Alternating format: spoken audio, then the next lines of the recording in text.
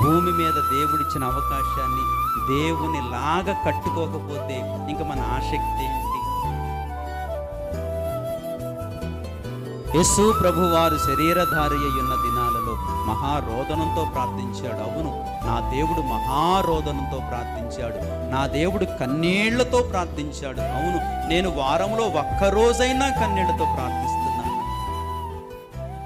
నేను రోజంతటిలో ఒక్కసారైనా రోదిస్తూ ప్రార్థిస్తున్నానా నా దేవుని వలె? దేని యందు ఆసక్తి? వారు తమ దేవుని యందు ఆసక్తి. అంటే దేవునిలాగా మారటం కోసం, దేవుని అడుగు జాడల్లో నడవటం కోసం. అదే అలా నడిచి పౌలు ఏమైపోయాడు?